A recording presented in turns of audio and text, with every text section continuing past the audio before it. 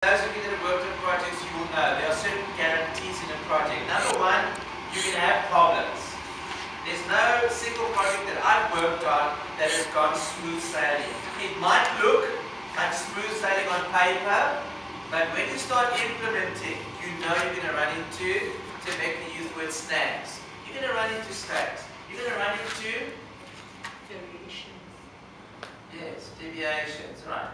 And it doesn't matter what you call it, Nolatanda, whether it's a problem or a challenge, because I know you purposely used the word challenge yesterday to substitute the word problem. Whether it's a problem or challenge, you as a project manager, through your project team and engagement and consultation, participative and facilitated management, you need to be a troubleshooter. You need to be able to solve problems. And your competence and your performance and your ability as a project manager, to a large extent, is determined by your ability to solve problems.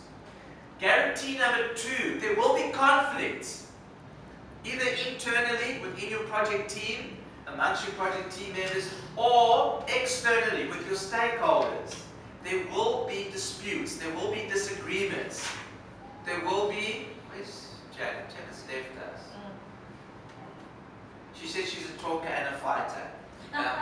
So as a project manager, you're probably going to be a talker and a fighter, sometimes a mediator, because you need to compromise and you need to find solutions.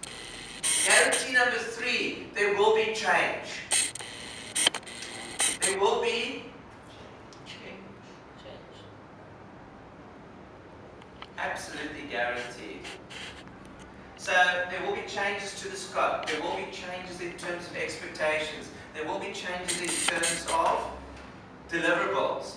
And you need to formalize that change process through your change request forms, through proper project governance, through proper documentation management, through proper consultation. Even although you're appointed as a project manager, it doesn't give you unilateral decision-making authority. It doesn't give you carte blanche to chop and change as you deem fit. You still have to consult, you still have to get approval, you still have to follow the formal process, and don't you just love that word protocol? You have to follow project protocol whenever there's change, whether the source is external or internal, and of course, as Terence said, communication. There will be communication, project team meetings, your stakeholder engagement, Nolatanda, liaising, even with communities. I think in particular this project, there's a very strong community identity, there's needs that have been articulated, Ray, regarding skill center, training, etc. So you'll have to constantly engage community leaders. So you might have community liaison officer as part of your project team, etc. So these are typically the actions that you need to engage in. The controls, you can work through that. This is essentially what we want to look at, and also you'll see in the manual page reference number. Your typical generic control management process is also illustrated. That's on page 69. It's there, but essentially control is a very important part of the project implementation process. So as you can see, what did you say, Fabrant? Everybody can read. Yeah. I don't remember that one. Everybody can read. Can everybody read? Yes. Right.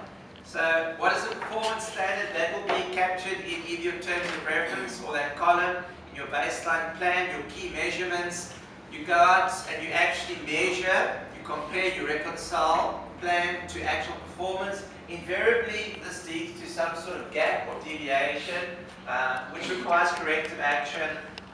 You will hardly ever find that everything goes strictly according to the plan, and of course to complete the process there needs to be the follow-up. You need to make sure that your interventions, your corrective actions, your remediation action has had the desired effective result, and this is all geared towards steering